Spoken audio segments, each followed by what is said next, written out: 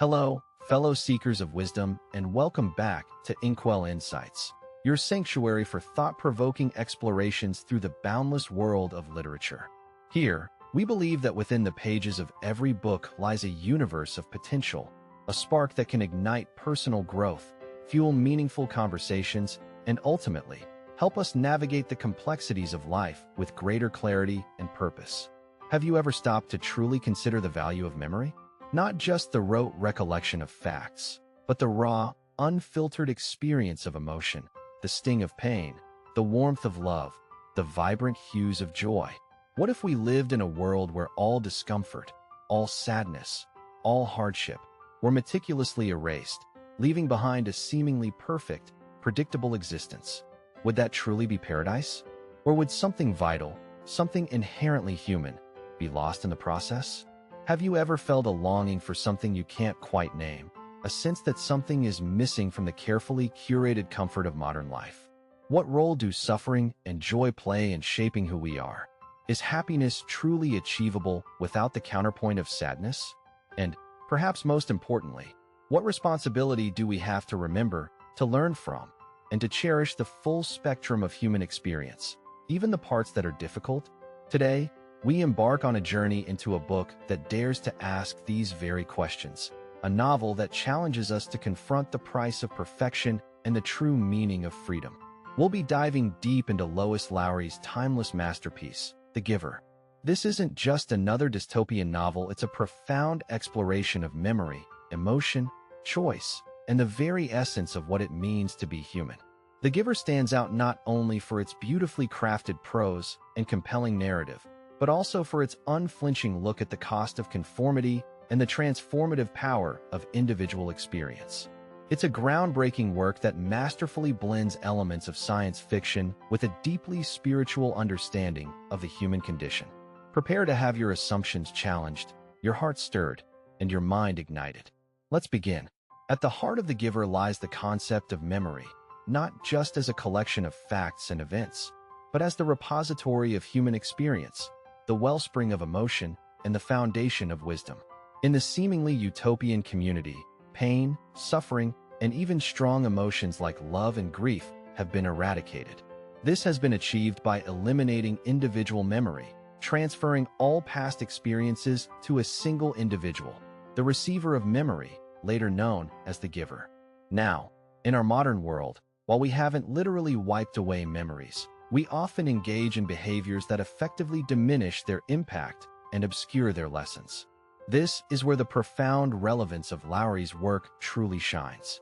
Think, for example, of the constant stream of distractions we subject ourselves to.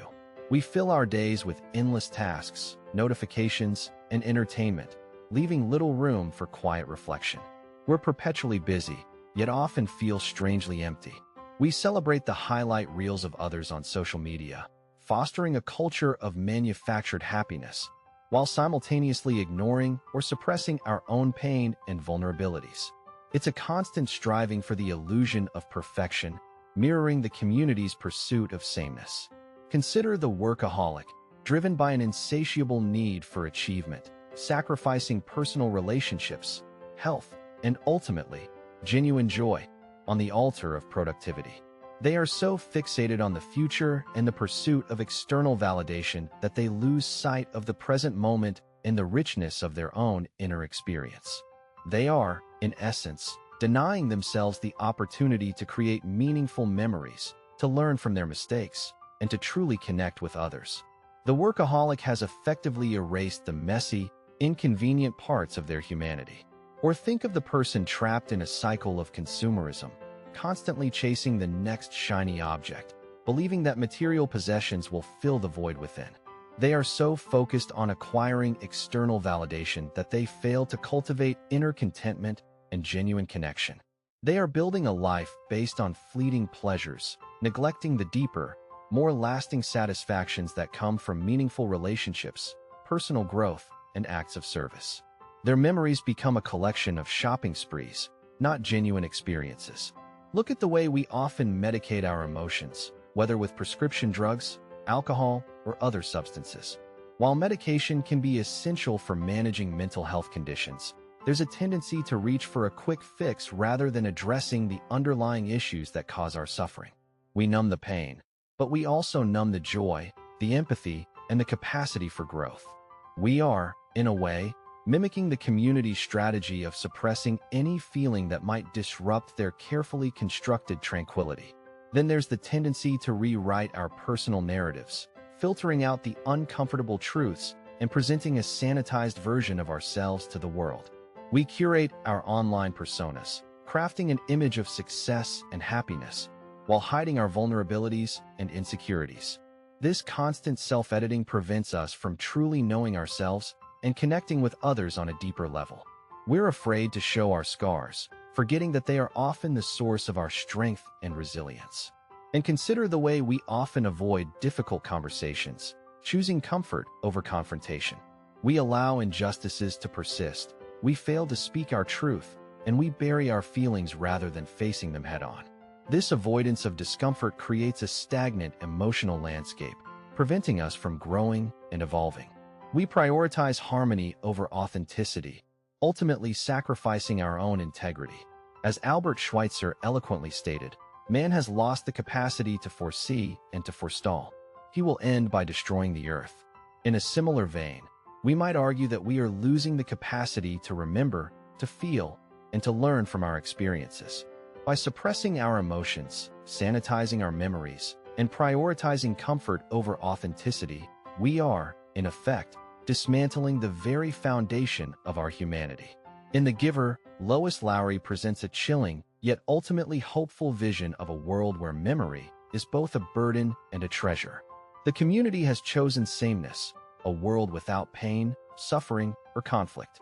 But in doing so, they have also sacrificed love, joy, passion, and the ability to truly connect with one another. Jonas, the protagonist, is selected to be the next receiver of memory, the one individual who will hold the memories of the past. As he begins to receive these memories from the giver, he experiences the full spectrum of human emotion, both the beautiful and the terrible. He learns about love, family, friendship, and the joys of simple pleasures like riding a sled down a snowy hill. But he also learns about war, starvation, pain, and the devastating consequences of ignorance and complacency. Lowry's main stance on memory is clear. It is essential for a fulfilling and meaningful life.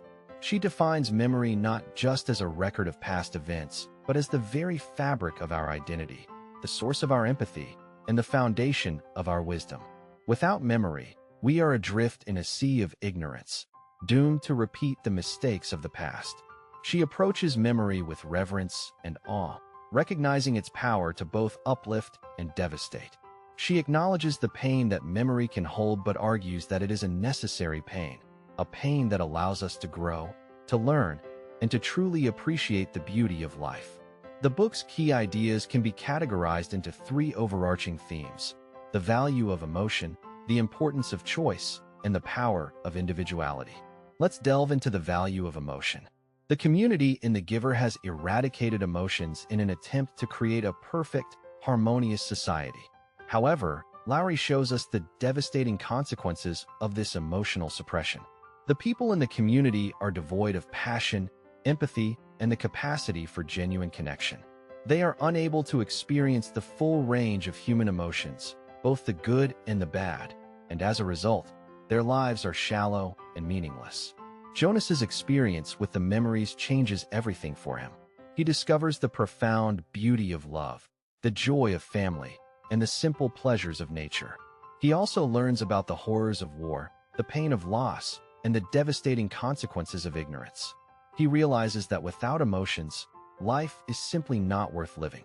For example, Jonas experiences the memory of a Christmas celebration, complete with family, warmth, and the sharing of gifts. This memory fills him with a longing for something he has never known, a sense of belonging and connection that is absent from his life in the community. It sparks within him a desire for more, a yearning for the richness and complexity of human relationships.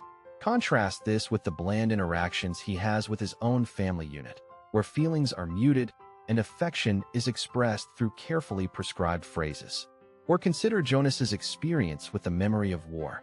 He witnesses the brutality and senselessness of violence, the suffering of innocent victims, and the devastating consequences of conflict. This memory is deeply disturbing, but it also teaches him the importance of peace, the value of human life, and the need to fight for justice. Without this memory, he would be unable to understand the true cost of the community's pursuit of sameness. In real life, think about the power of music to evoke strong emotions. A particular song can transport you back to a specific moment in your life, bringing back memories of joy, sadness, love, or loss. Music has the power to connect us to our past, to our emotions, and to one another. Without the ability to experience and express emotions, we would be deprived of this profound source of connection and meaning. The second key idea is the importance of choice. The community in The Giver has eliminated choice in an attempt to create a predictable and stable society. However, Lowry argues that without choice, there is no freedom. The people in the community are assigned their roles, their spouses, and their children. They have no say in their own lives and no opportunity to pursue their passions or dreams. Jonas's journey is a testament to the power of choice. He chooses to embrace the memories, to question the community's values, and ultimately, to escape and bring the memories back to the people. His choice is a dangerous one, but it is also an act of courage and defiance. For instance, Jonas is faced with the agonizing decision of what to do with Gabriel, the infant he and his family are nurturing. He learns that Gabriel is slated for release, which is essentially euthanasia, because he is not thriving within the community's rigid standards. Jonas's moral compass clashes violently with the community's cold, detached logic. He ultimately chooses to defy the system and flee with Gabriel, risking his own life to save the child. This act of rebellion underscores the importance of individual conscience and the moral imperative to stand up for what is right, even when it goes against the prevailing norms. Contrast this with the seemingly simple choices we make every day. Do we choose to listen to our intuition or to conform to the expectations of others? Do we choose to speak our truth or to remain silent for the sake of peace? Do we choose to pursue our dreams or to settle for a life of mediocrity? Every choice we make shapes who we are and determines the course of our lives. Think about the impact of social pressure. We are constantly bombarded with messages telling us what to wear, what to buy, and how to live our lives. It takes courage to resist these pressures and to make choices that are aligned with our own values and desires. But it is only by making conscious choices that we can create a life that is authentic and meaningful. Finally, we have the power of individuality. The community in The Giver strives for sameness, believing that differences lead to conflict and instability. However, Lowry shows us that individuality is essential for creativity, innovation, and the advancement of society. Jonas's unique ability to receive and understand the memories sets him apart from the rest of the community. He is able to see the world in a different way, to question the status quo, and to imagine a better future. His individuality is what ultimately allows him to break free from the community and to bring the memories back to the people. Consider Fiona, Jonas's friend. She possesses the capacity to see the color red, a trait that sets her apart. While initially suppressed, this unique perception ultimately hints at the potential for individuality to blossom within the community, even under the most restrictive circumstances. Fiona's subtle difference underscores the inherent beauty and value of diversity. In our own lives, we are constantly told to fit in, to conform to the expectations of others, and to suppress our unique qualities. But it is precisely our individuality that makes us who we are. Our passions, our talents, our quirks, these are the things that make us unique and valuable. When we embrace our individuality, we are able to contribute our unique gifts to the world and to make a positive impact on others. Think about the artists, the innovators, the activists who have challenged the status quo and changed the world. They were all individuals who dared to be different, who refused to conform, and who embraced their unique vision. Without their individuality, we would be living in a far less vibrant and progressive world. The Giver presents a powerful and thought-provoking message about the importance of memory, emotion, choice, and individuality. It challenges us to question the values of our own society and to consider the price of perfection. It reminds us that life is not always easy or comfortable, but that it is in the struggles and challenges that we find our greatest strength and our deepest meaning. Now, let's delve deeper into some common behaviors, misconceptions, and habits that can hinder our ability to fully embrace the lessons of the giver. One such behavior is living in the past, dwelling on past mistakes, and allowing them to define our present and future. While it's important to learn from our experiences, clinging to past regrets can prevent us from moving forward and embracing new opportunities. We become prisoners of our own history, unable to see the potential for growth and change. Imagine an overly sacrificing mother who has dedicated her entire life to her children, neglecting her own needs and dreams. As her children grow up and leave home, she feels lost and empty, unable to find meaning or purpose in her life. She dwells on the past, regretting the choices she made and the opportunities she missed. She is so fixated on her past sacrifices that she fails to see the potential for a new chapter in her life. This behavior is beautifully captured in T.S. Eliot's The Waste Land. I have measured out my life with coffee spoons. This poignant line speaks to the feeling of living a life that is small, limited, and devoid of meaning. The speaker is trapped in a cycle of routine, unable to break free from the constraints of the past. Another common misconception is fearing failure. We often avoid taking risks or pursuing our dreams because we are afraid of failing. We equate failure with worthlessness, forgetting that it is an essential part of the learning process. We allow the fear of failure to paralyze us, preventing us from reaching our full potential. Think of a young artist who dreams of becoming a professional painter but is afraid to showcase her work. She fears criticism, rejection, and the possibility that her art is not good enough. She keeps her paintings hidden away, never allowing herself to experience the joy of sharing her creations with the world. Her fear of failure stifles her creativity and prevents her from pursuing her passion. As Samuel Beckett famously wrote, "Ever tried? Ever failed? No matter. Try again. Fail again. Fail better." This quote encapsulates the importance of resilience and the transformative power of failure. It reminds us that failure is not the opposite of success, but a necessary stepping stone on the path to growth and achievement. Another habit that hinders our growth is seeking validation from others. We often base our self-worth on the opinions of others, constantly seeking approval and validation. We become chameleons, changing our behavior to fit in and gain acceptance. We lose sight of our own values and desires, sacrificing our authenticity in the pursuit of external validation. Consider a social media-obsessed youth who spends hours crafting the perfect online persona, carefully curating their posts to project an image of success and happiness. They measure their self-worth by the number of likes and followers they receive, constantly seeking validation from strangers online. They are so focused on external approval that they neglect their own inner well-being and lose touch with their true selves. Carl Jung wisely stated, "The shoe that fits one person pinches another. There is no recipe for living that suits all cases." This quote reminds us that we are all unique individuals with our own paths to follow. We cannot rely on external validation to define our self-worth. We must learn to trust our own intuition and to make choices that are aligned with our own values and desires. Another misconception is the pursuit of happiness as a destination. We often believe that happiness is something we achieve when we reach a certain goal or acquire a certain possession. We chase after external markers of success, believing that they will bring us lasting happiness.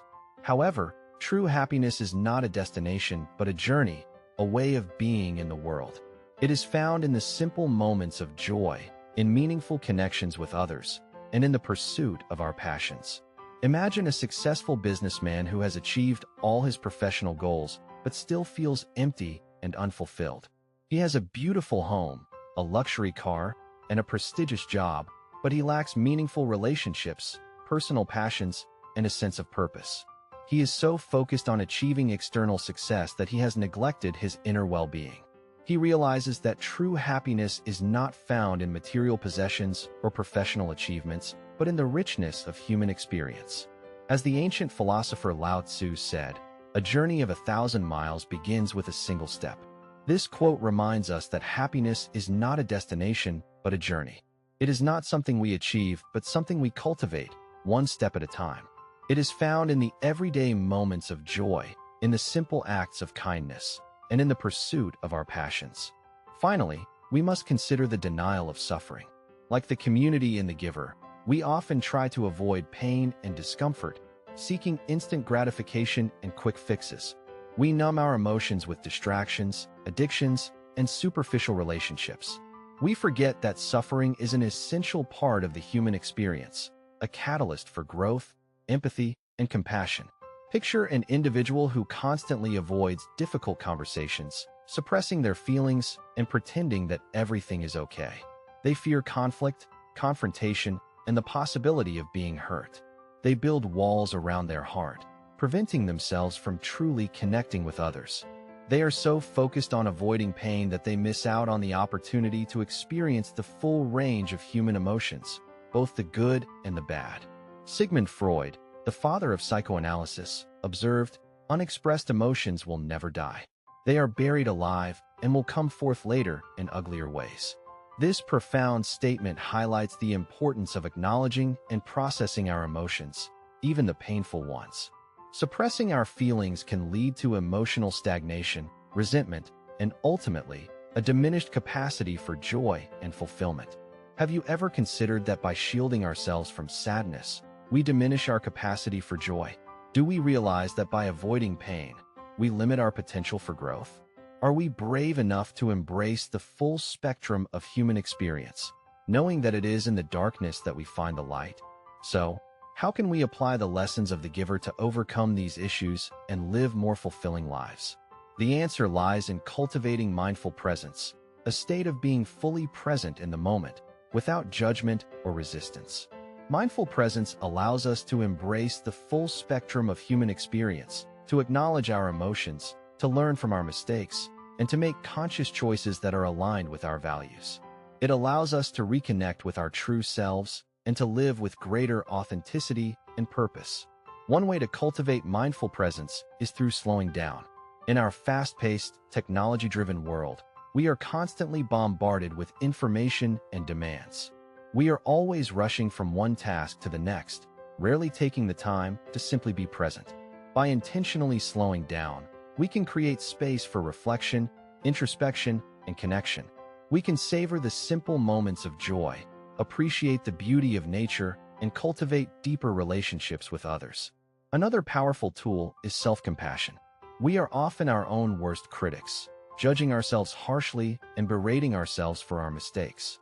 Self-compassion involves treating ourselves with the same kindness, care, and understanding that we would offer to a friend. It allows us to acknowledge our imperfections, to learn from our mistakes, and to move forward with greater resilience and self-acceptance.